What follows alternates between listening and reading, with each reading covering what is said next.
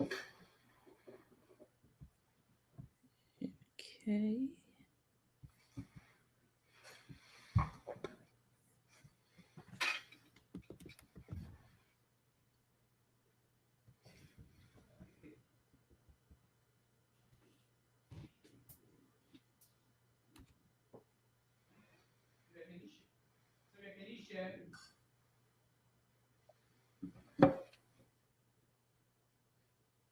Peter, I'm live already.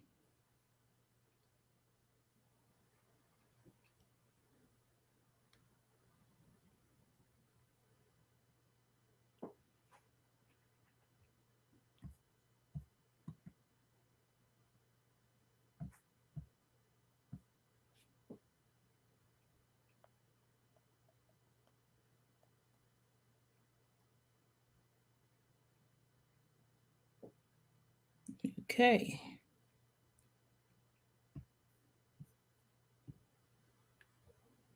All right. I think we have people trickling in now. Okay, we have Baba.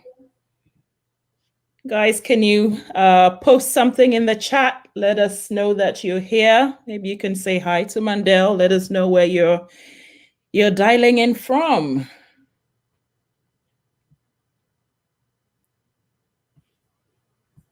Thanks, Baba, for tuning in. If you guys have any questions, we can start posting.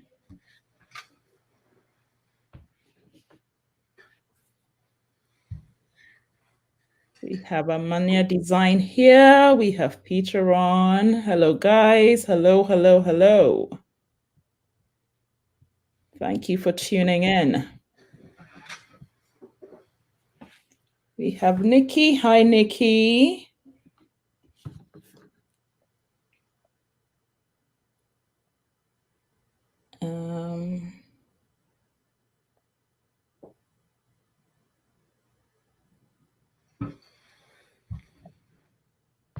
Okay. Hi, Sophia. Okay, Mandel, I think there's a question that you can start chewing on. Already. Let's see.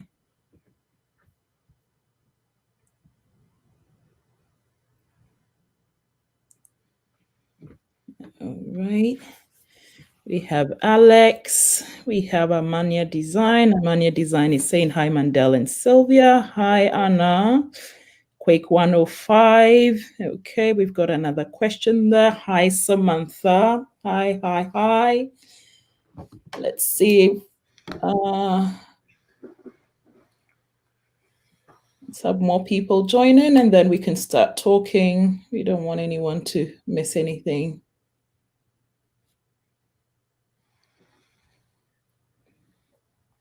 Okay, let me post the link on the Facebook.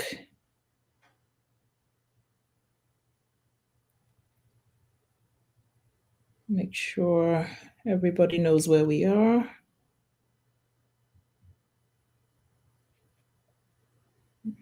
Okay.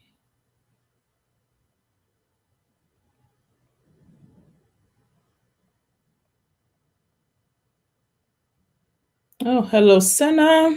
Hello, Irene. Hello, Kwame. Hi, guys. Please remember to share. Please remember to share if you haven't shared already. Let's see. Share. I am posting on Facebook so people know where we are.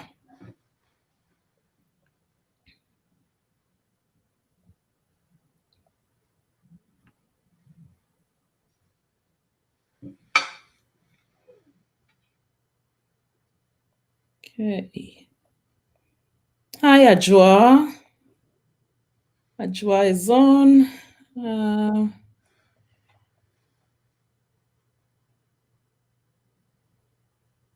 Okay.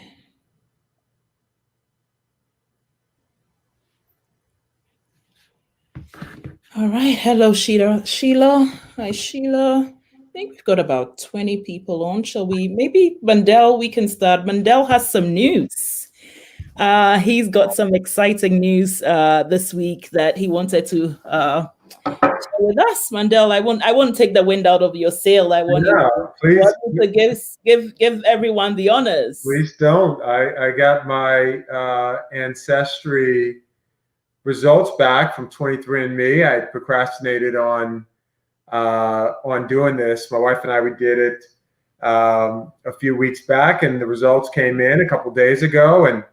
And Peter and my partner Akine and a few of the boys from the office were the first to hear about this. So 88% sub-Saharan African, not a huge surprise. 72% of that West African, 32.5% Nigerian, which made me feel really good. And then 24% Ghanaian, Liberian, and from Sierra Leone. So I'm pretty excited about it. Now, 10% is Northwestern Europe, with 8% of that being British and Irish, which, starts to explain some stuff. But anyway, so I'm part of the tribe now. I'm official. Yay! Yay! I want my card. I want something. Somebody's got to send me something in the mail. No worries. We'll do better. We'll take you home. Sure. I need to go. Peter's been trying to make that happen. We'll make it happen for sure. Yeah. We'll make it happen. We'll make it happen for sure. Yeah. Sophia says, "Wow, a true West African for sure." Okay. All right. So let's start from Peter's question, because we don't want to keep you on for too long. So sure. This is it. So Peter is saying your thoughts on accountability in corporate America. Well, I think we've seen over the course of the last few years, for sure, a bit of a paradigm shift amongst corporate America, if you will, as it relates to the role of corporate America in solving society's problem. Now, I think it's important for viewers to appreciate the fact that for the better part of a generation or two, most corporations subscribe to the Milton Friedman sort of philosophy or paradigm of the role of the corporation was singular, and that is to produce total return for shareholders. And that was the thinking that dominated the corporate world for, frankly, most of my career. And over the last couple of years, you've started to see the thinking shift pretty dramatically, where CEOs are starting to step up. Now, let's be clear. I don't think that the shift is simply driven by the moral conscience being shaken in boardrooms. Frankly, you're starting to see clients of these corporations start to demand greater action and greater responsibility on the part of the roles that they play within their communities. And so the Business Roundtable, which is comprised of 500 or so top CEOs, recently came out, as recent as the last year or so, with a statement that said, yes, our responsibility extends way beyond what happens with our shareholders, but it's in our employees, and it's also the communities in which we work and live. And so I give you that backdrop, I give you that context, because I am optimistic that we're going to continue to see corporate America play a much greater role in solving society's problem than simply relying on government. And we all know what the current state of our politics are, and how difficult it is for Congress is right now trying to figure out a stimulus bill, a second stimulus bill, with so many Americans hurting, and they seem to just be the game they can't shoot straight. So frankly, I think whether it's obviously social justice is a front and center issue, climate is another area in which you're seeing corporate America step up, playing a more active role in providing pathways for greater education, et cetera, et cetera. So I am increasingly optimistic, and frankly, we're already seeing at my firm, our institutional clients are demanding it, right? If you want to get a corporation to act, have their customers start to lay out, these are the things that we deem to be essential for our partners, if you will, or somebody that we're going to do business with. And we're just starting to see that take shape with individual investors as well. So I'm encouraged by the action. Thank you, Mandell. And guys, if you're just joining us, this is our first question that Peter asked. Mandell just explained his thoughts on accountability in corporate America. And before that, he had some news to share. He has done his DNA, and he is it 78% West African?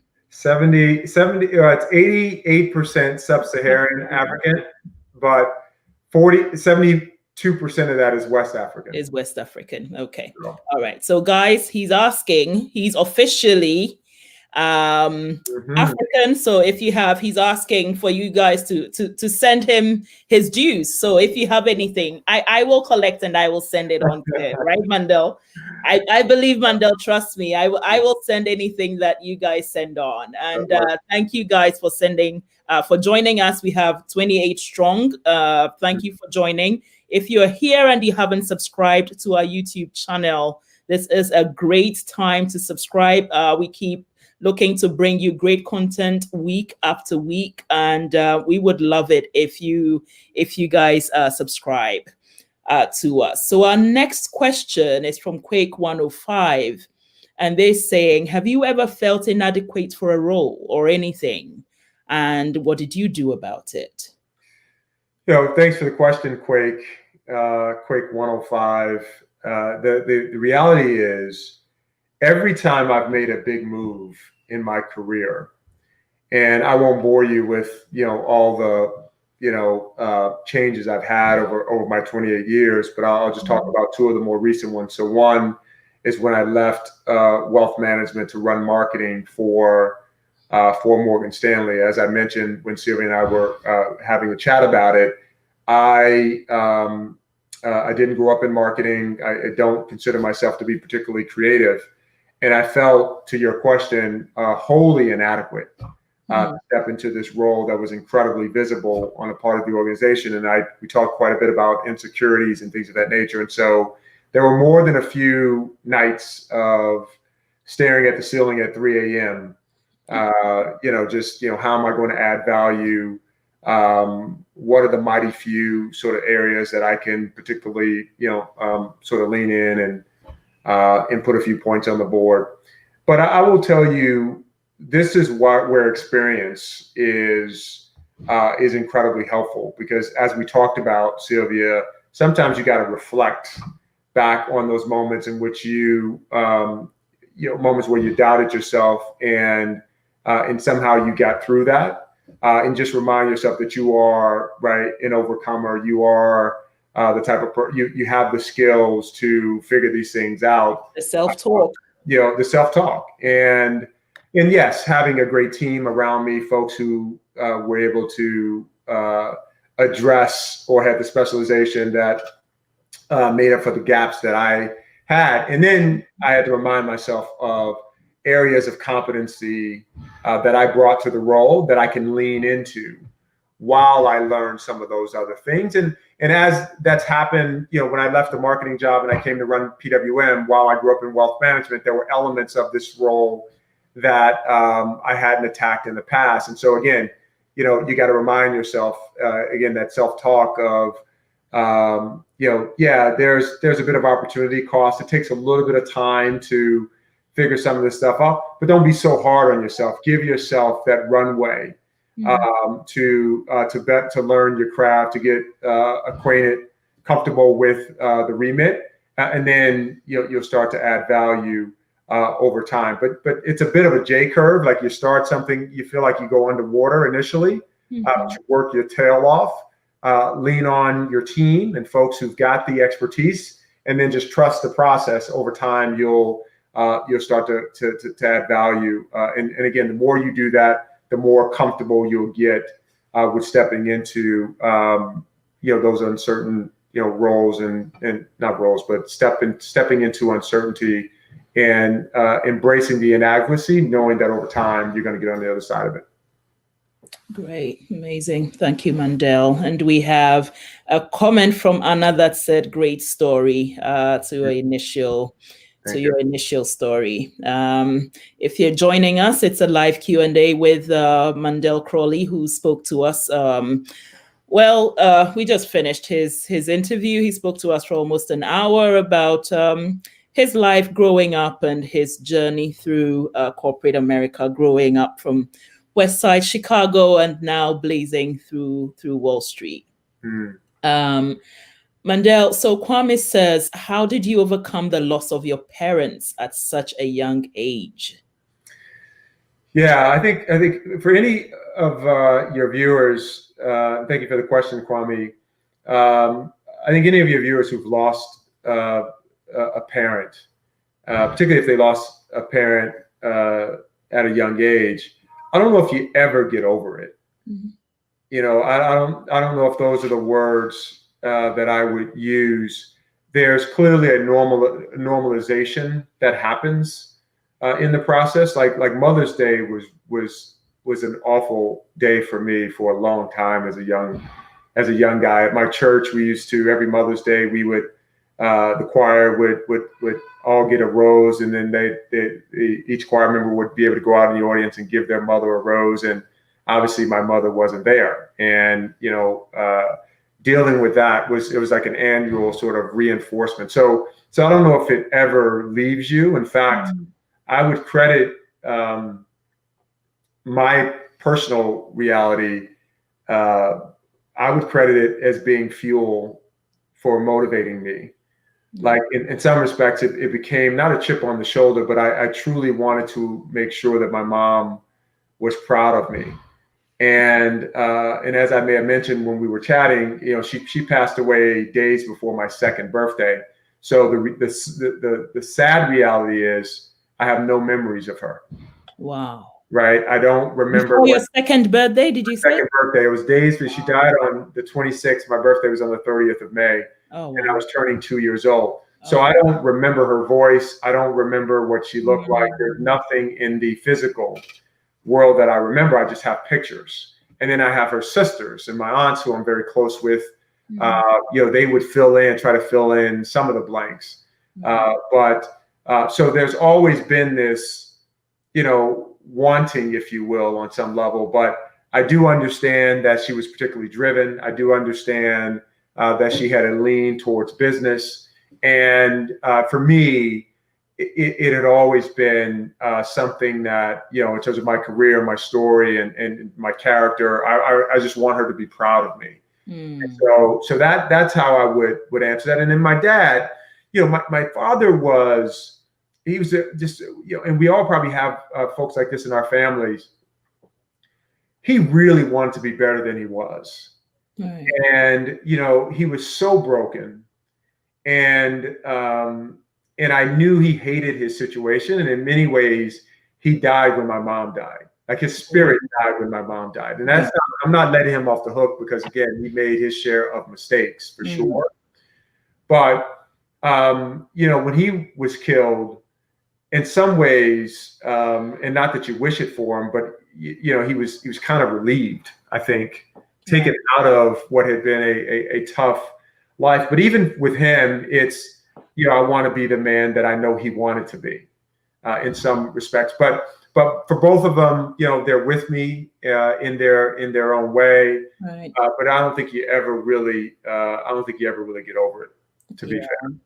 Yeah, I'd agree with you. Like I mentioned, I lost my mom, and I don't know if you ever get over it. You learn to live with it. You learn to have your own coping mechanisms, but the trauma of it all, I'm not sure. Yeah, if you ever. Yeah. Thank you for that. So in response to your DNA, people are saying they're bringing you jollof rice. So someone says kente cloth is on its way. That's Samantha. Peter says jollof rice regardless. That's awesome. Ekene says Nigerians are claiming him. Kwame says Achim Mafia. Peter says Ghana and Nigeria. Samantha says you were always part of the tribe. Yeah, indeed. It's good to get confirmation, though. Absolutely. What made you take the jump in the end? To do it? Well, it's interesting.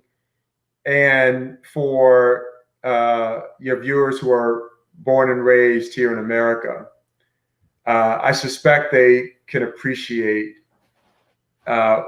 this point. And I think I shared this with Peter Akine and John Bull. I said, when you're thinking about where you're from, and you answer that question, so where are you from? And one of my best friends my very best friend is from the Caribbean. He's from Trinidad, and we, by way of Brooklyn, like most people, right? And he would tease me and say, "Well, you have no culture, right? America. You grew up here in America, and you say, where are you from? Well, my family's from Mississippi, and they migrated to Chicago, as we talked about, in our conversation. But the reality is, there was some place before Mississippi, and it was just a big black hole. You just don't know. And so it's always been a level of curiosity for me. And I've always considered myself a student of history, and I knew that obviously there was a high degree of likelihood that I was from West Africa, but where do the traits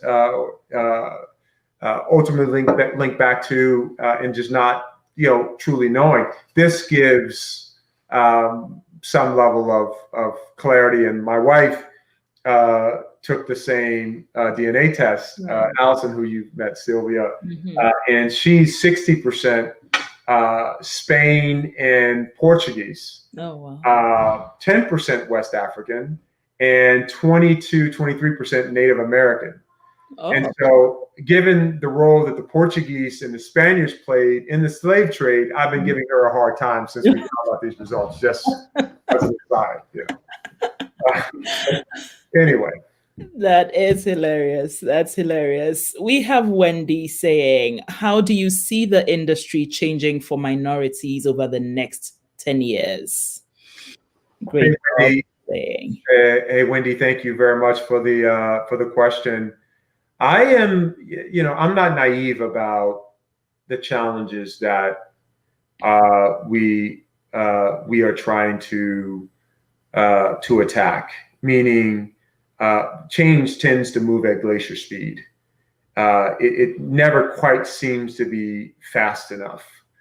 But I do think, Bill Gates said once, people tend to overestimate change in the next 2 years and underestimate the prospect of change over a 10-year period of time. And I do think that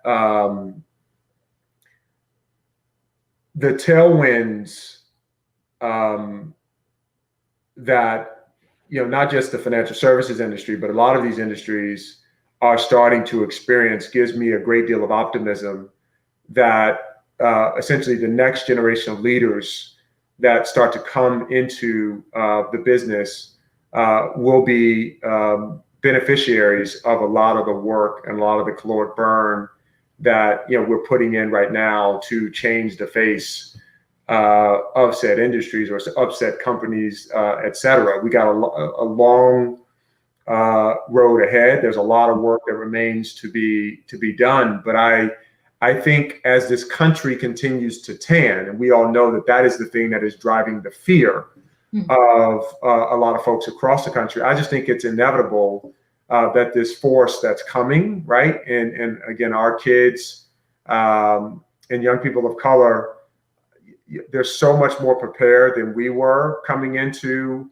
I'll speak for myself, coming into the business. And when I meet with young people, whether it's, high schoolers or college, and I just see how buttoned up these young brothers and sisters are, I'm encouraged. I really am encouraged. And so I think, the next 10 years will be better, than what we had experienced before. And it's not going to be perfect. There's going to be some setbacks. I think that, that you almost come to expect that. Right. We have a measure of progress, right? There will be forces that don't want to see the change, and they'll push against that. But I do think the optionality for young Black and brown people, in financial services in particular, is going to be a hell of a lot better than it has been heretofore. So I'll stand by that. But I'm going long in optimism.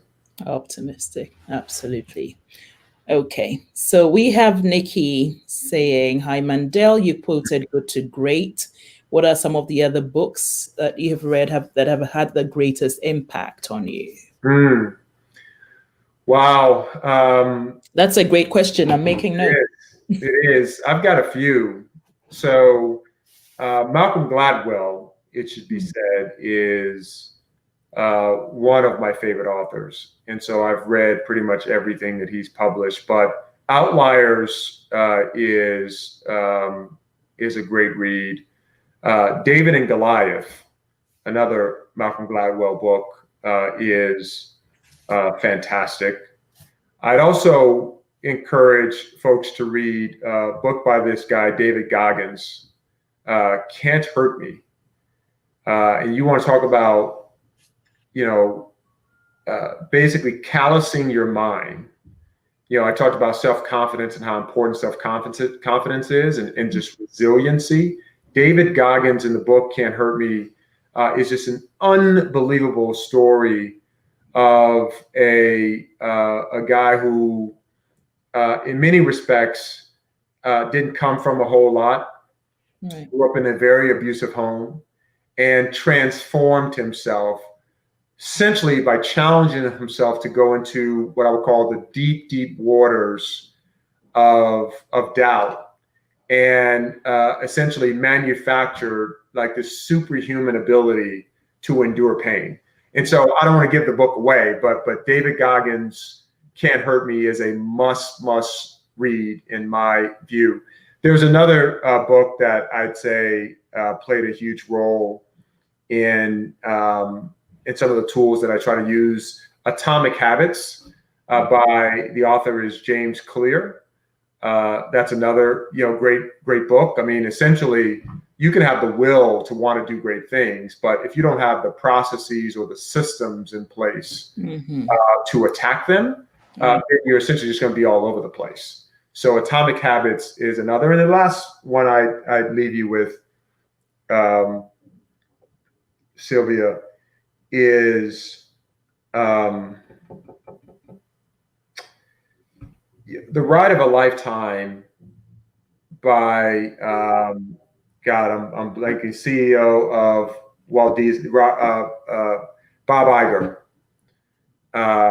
Was another really great book that I read, and it just, somebody who was also at one company that through a series of mergers and acquisitions. So he's at ABC and now it's Walt Disney, and just showed how careers are just so incredibly circuitous. You got to get a little lucky along the way, Right. but you've got to be all about excellence in everything that you do. And of course, there are many other books that, whether it's, Caste by Isabel Wilkerson is a book that I've just recently read.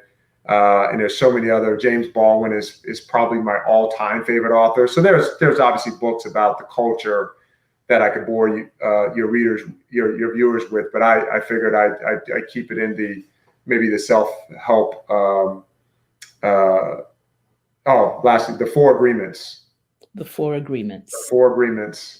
Okay. By Miguel Luis is a must read as well. If you do The Four Agreements really well, you win not only in business, but you'll win in life. I'm convinced of that. Wow. Okay. Awesome. Thank you. That's been helpful. Thanks for that question. That's helpful for all of us, Nikki. Okay. Now we have Sophia Arthur asking, has sponsorship been instrumental in your career progression? Yeah, sponsorship is very important. It's Black folks, as it's been said, Black folks have been over mentored and under sponsored.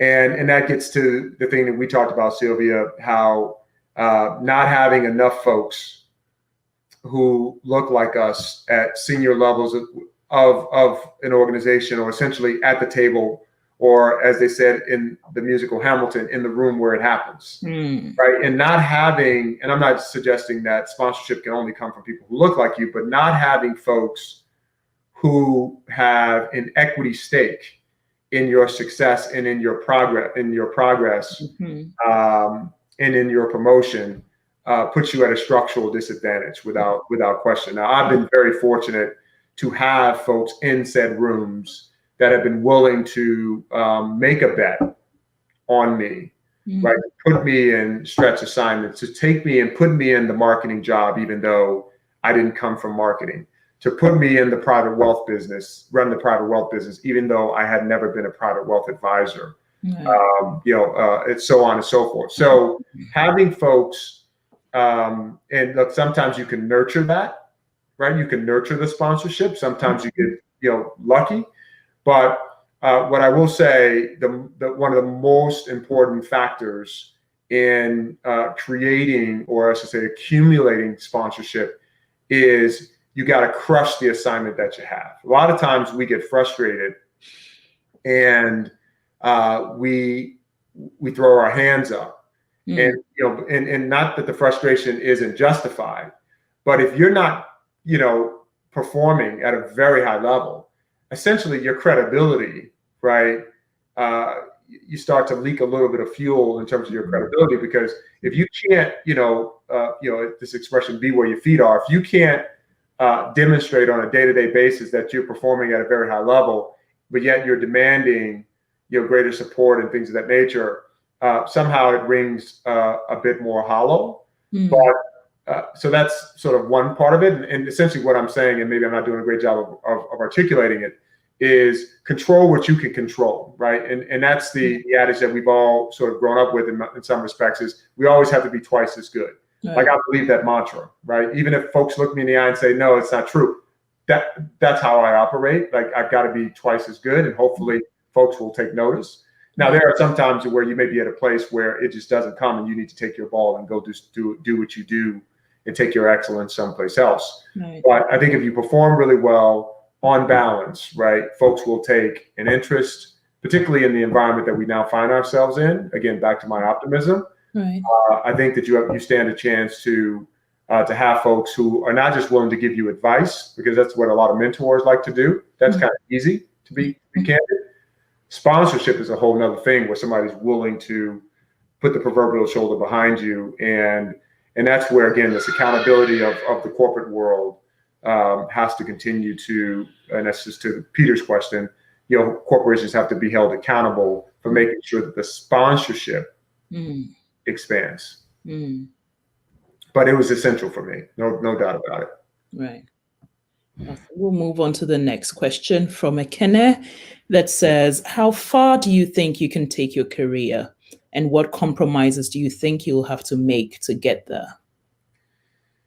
Hey, partner, thanks much for tuning in, and you being one of the great examples inside our firm, in terms of just one of our best athletes. Thanks for the question. I'd say this is one of the sobering realities of chasing that thing called success. And oftentimes in forums like this, you get questions about balance and how do you maintain balance. And I can't remember, Sylvia, I don't think we talked about this, at least not specifically, but the reality is you can't really it's hard to get to that place called success without real sacrifices or real compromises along the way. And so there are times where, when you're really grinding in your career, where your home life actually goes into deficit, right? And one of the things that you've got to do, and this goes back to atomic habits and having systems in place, is when you start to notice that account starts to go into deficit, right? The insufficient funds start to creep up. Like, when I know I'm not being the father that I know I'm called to be, or I'm not being as present as the husband that I'm called to be, I've got to kind of, recalibrate and get back and actually not overextend, but over-index back to what's going on here at home or what have you. Then work has got to take a little bit of a breather. But the reality is when you're doing the corporate hustle, or when you're running your own company, right? Entrepreneurs probably know this better than anyone, because they're taking the most risk, right? There's no security blanket. We win or not based on my sweat equity. When you're in the corporate world like I am, the check's going to come every couple of weeks, right? So there's a little bit of, there's a different risk dynamic there. Yeah. And they can appreciate how much you've got to truly, truly throw everything into, chasing success, and it comes with a cost. But I think those who are able to figure out, right, back to the system, having this more systemic approach, and how to make sure that, I got a lot of plates in the air, but I got systems to remind me or I got checks and balances in place to remind me when certain things get out of balance and get out of whack, to make sure that I get back online or what have you. So again, may not be articulating it, as well as I probably should, partner, but all too well. There are times where you are burning the midnight oil from a career perspective, because you're trying to get to that next level.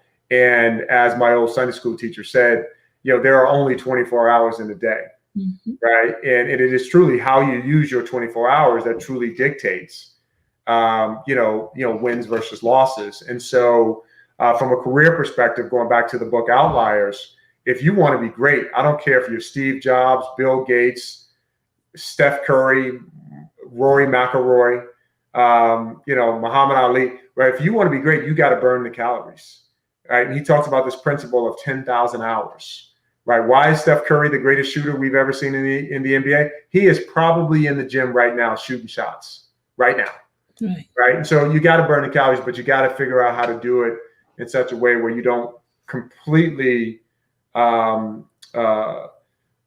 forget about those things that ironically matter most, and that's your family and other things that you care about off the field. But it's tricky.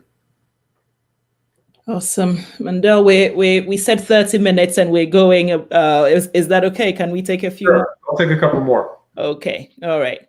So Senna says, as we talk about the need to create generational wealth in the Black community, does the limited number of Black and African American wealth management advisors impact our ability to do it in a scalable way?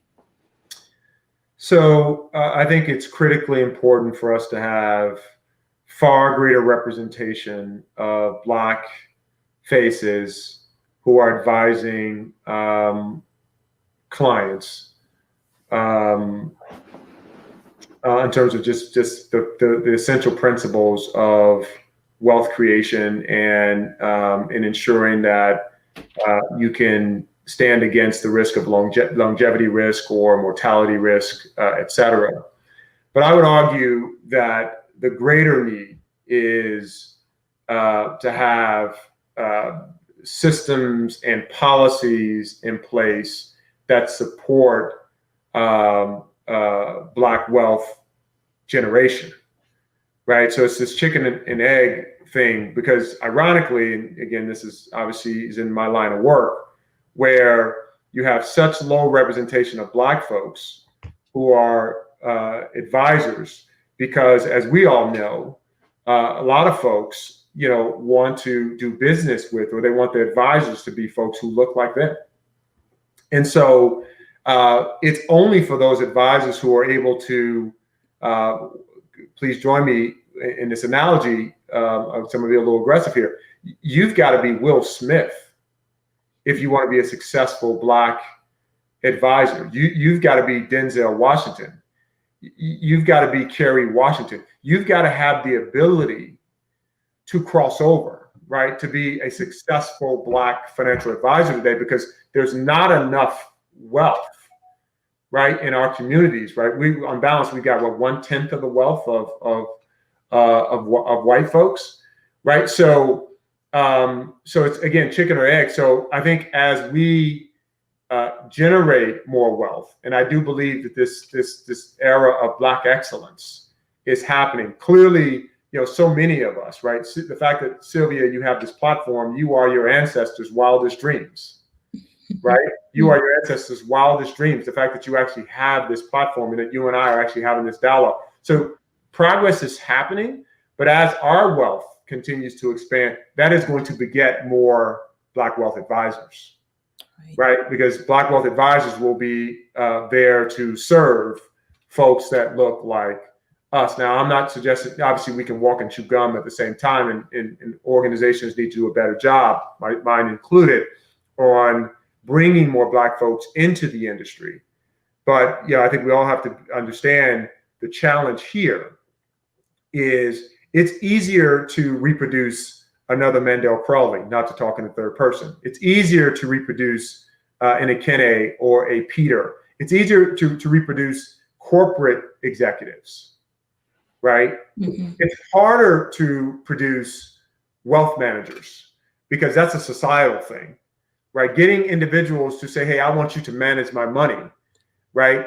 That is a societal thing that is hard. It's very, very hard to put policy in place, right? To drive that. Now, again, as the consciousness of society continues to improve, I think that we'll start to see this across the entire financial services ecosystem, not just Black financial advisors, but you'll start to see more and more Black GPs. Obviously, we need to see more Black successful entrepreneurs who have access to capital to scale their business, to create generational wealth. And when that wealth is created, you'll have more Black folks to service them. So it's a structural thing. And as we all know, right, it took unnatural acts to get us in the current place, and it may take a few unnatural acts to help accelerate the progress. So Sina, thanks for the question. Hopefully that helps in some ways. But the key word in that question is scale. How do we scale this effort? And frankly, we need wealth to expand in our community. And once that happens, there's just going to be this ripple effect across the broader ecosystem. Yeah, catch-22, isn't it? Right. Okay. So this question is coming from your boy Jed. This is our middle one who you're always asking after, and he big hugs from Uncle Mandell. My man Jed. Jed is saying, when you were younger, what or who motivated you to do better than the people around you and push you to be the best person you could be? Yeah, thanks for the question, Jed, and I can't wait to see you again, buddy. We will have a great embrace. Hang in there, man. Hang in there. There were a few men in my life, some of whom, Sylvia, we talked about. The pastor of my church, who appointed me to be president of our youth choir. My Sunday school teacher was someone who always talked about, he was kind of instilling this competitive urgency, in me and some of my, my friends and fellow church members at a very early age. So that played a huge part. But I was like a lot of kids who grew up in our communities in these big urban centers. I mean, I looked at athletes, I looked at entertainers. I mean, I was wide-eyed and hopeful that I'd be in the NBA one day. I mean, I had a lot of those same thoughts. Clearly, I wasn't good enough. That's why I'm here with you, Sylvia, right now. But, I would say when I started to work, in this industry, and I was looking through the pages of Black Enterprise and some of these other periodicals, that's where I'd say the inspiration really started to come. And I started to see people who look like me, who were doing extraordinary things. Then the only other thing I'd say, Jed, I'd add, and Sylvia, I can't remember if I said this during our talk, but when I was working in when I started that internship, and the longer I worked there, and I started to see how unremarkable folks who didn't look like me were, how flawed they were, how human they were. Yeah. right? Because in your mind, when you don't know, when you're not in that environment, you just think that they just run at a different gear than you have. And the reality is, when you start to see how, again, unremarkable they were, and you start to say, okay, wow, I can compete, I can run.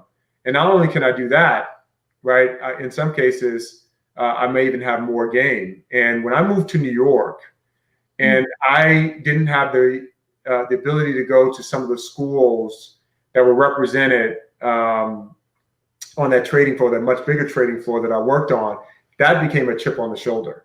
And that became a little bit of the thing that fueled me to show everyone that I had the skill set to compete or what have you. So we all have to find, Jeb, we all have to find, different modes of motivation. And as I mentioned earlier, obviously wanting my parents to be proud of me was probably the biggest one of them all. Yeah. And talking about, people that don't look like us being unremarkable, it is one of the reasons why I try to, on this platform, I try to have a global outlook. Because the issues that we face are pretty much the same.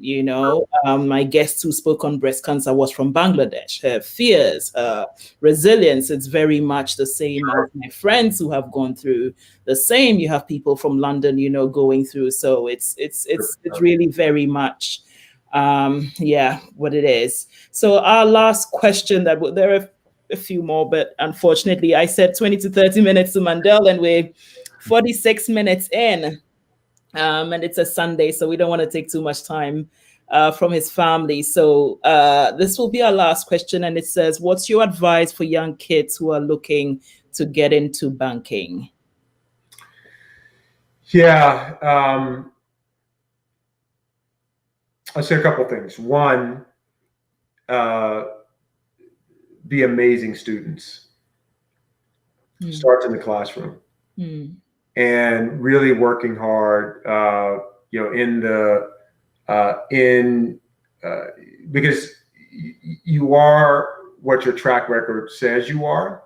So, we have a lot of really talented kids who get left, on the cutting room floor because, they graduate with a GPA of 2.9, right? When they actually have the ability to graduate with a 3.5, right? And unfortunately, at financial institutions or banking firms, you've got thousands of individuals who are raising their hand and say, "I want in," and so there's this filtering process that happens, right? And so again, back to the reality with our people, we've got to be exceptional, right? And so it starts with making sure that the package that you're presenting to say, "Hey, hire me," is as pristine as possible. So one, I would say be excellent in the classroom. The other is don't let it just end in the classroom. And what I mean by that is be active. Like I know Jed's a soccer player, right? Student athletes, I am convinced, and maybe it's my own personal bias, I tell you, folks I will take somebody who has a 3.4 GPA and was captain of their soccer team. Or I'll take somebody who has a 3.5 GPA and was, treasurer of student government. Folks who are just active and, they extend themselves above and beyond just, "Hey, I'm just a really good student," but they're taking on additional responsibility because you get to show that, "Hey, I got some versatility. I've got capacity to take on more than one thing." Those are the types of things that I think truly stand out. So I think, being really good in, your academic context, identifying things off the field, right? Extracurricular activities, I think are really helpful. And then start to familiarize yourself with or demystify some of the elements of finance. We use a lot of fancy words and a lot of jargon that frankly, I guess it's aimed to make us sound smart, but the business is fairly simple. And so whether it's, perusing the Wall Street Journal or reading The Economist on a weekly basis or reading Barron's, like figuring out a periodical that speaks to you and breaks things down in very plain sort of speak, I think will be helpful. So when it comes time for you to interview or compete for an opportunity in banking, you actually have a point of view in which to express as it relates to some of the big themes that have been driving the marketplace, if that makes any sense. Yeah, absolutely. And that, as we often tell our boys, like, give them no excuse when everything, like you're saying, is pristine. Then you have something to go on and say, why didn't I get this? But when there are holes, then of course anyone can have an excuse. And you can also just send your kids' resumes to Peter and Akene, and they'll get them jobs. So that's another way to do it. Okay, so we have Calvin on, who says, great advice, Mandell. Akene says, nice one, Mandell. Yeah. Typical Peter says, name a best friend who was so smart we only copied their work. Great questions. They're saying, yep, extracurricular activities, important. Great questions, Jed. Amanya Designs and I saying, so true, entrepreneurship has much higher stakes. Fiona says, I couldn't agree more. It is a must to continue to work up to the bar and ensure you're always providing value to all you come into contact with. Thanks for the reading list. Love is saying, Nikki and Quaker are saying, thanks for answering their questions. Samantha is saying, yep, we just have to keep pushing ahead. Guys, we have done another 51 minutes with Mandell, and Mandell, I just can't say how appreciative we are of your time. This is episode 9 of 10. Next week, we're doing our last episode in this series. So next week, we finish off season 1 with an entrepreneur, actually. So that should be good. But guys, thank you for joining us. Please continue to share with your network. And if you are on here and you have not subscribed to our YouTube channel, please subscribe, share and subscribe, share and subscribe. Mandell, what can I say? Thank you so much. I called and you answered. You didn't just answer, you went over and above anything that I could ask for. So thank you so much. And guys, thank you for joining us. I just want to say, it's important for all of us to make sure we support you and this great platform. And as I said before, really proud of you for putting risk on and stepping out there and creating this mechanism for all of us to enjoy perspectives from, as you said, around the world, like literally global perspectives. And I'm rooting for you big time, and it's just so good to see. So thanks for having me. I appreciate you. Thank you. Thank you so much, Mandell. And guys, thanks again for always being on. It's just the beginning, upwards and onwards. Thanks for joining. Thanks so much.